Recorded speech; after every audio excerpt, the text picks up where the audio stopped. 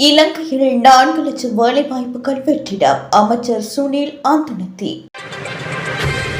இலங்கையின் தொழில்துறையில் சுமார் 4 லட்சம் வேலைவாய்ப்புகள் காலியாக உள்ள போதிலும் நாட்டின் வேலைவாய்ப்பின்மை பிரச்சினை தொடர்பாக கைத்தொழில் மற்றும் தொழில் முயற்சியாண்மை அமைச்சர் சுனில் அந்துணத்தி தெரிவித்துள்ளார்.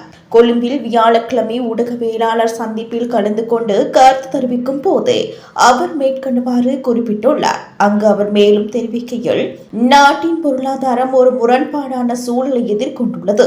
அதாவது தொழிற்துறைகளில் கடுமையான திறன் பற்றாக்குறை நிலவுவதோடு ஆயிரக்கணக்கான காலி பணியிடங்கள் நிரப்பப்படாமல் உள்ளன.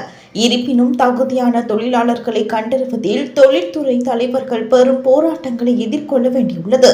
தொகை மதிப்பு மற்றும் புள்ளி விபரவியல் திணைக்களத்தின் தொழிலாளர் கணக்கெடுப்பின்படி 2026ஆம் ஆண்டின் முதல் காலாண்டின் நாட்டின் வேலையின்மை விகிதம் 3.7% பதிவாகியுள்ளதுடன் தொழிலாளர் சக்தி பங்கேற்பு விகிதம் 49.2% காணப்படுகின்றது.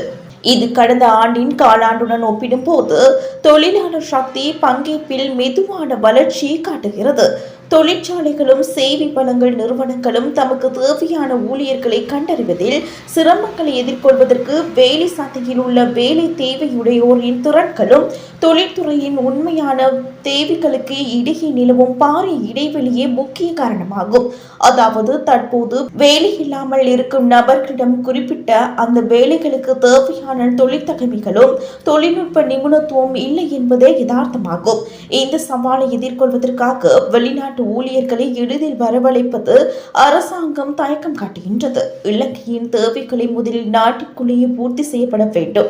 ஏனெனில் வெளிநாடு செல்பவர்கள் அதே விகிதத்தில் மீண்டும் நாடு திரும்புவதில்லை என்பது கவனிக்கத்தக்கது.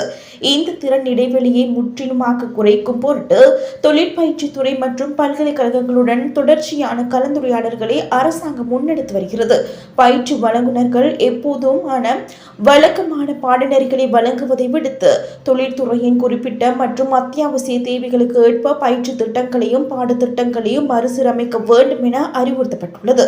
இவ்வாறான முறையான பயிற்சிகள் மூலம் உள்நாட்டு உற்பத்தியும் உற்பத்தி திறனும் வலுப்படுத்துவதுடன் தொழில்துறை வளர்ச்சிக்கு வலுவான ஆதரவு கிடைக்கும் என்பதே அரசின் பிரதான நோக்கமாகும் என அமைச்சர் சுனில் அந்துணத்தி மேலும் குறிப்பிட்டுள்ளார்.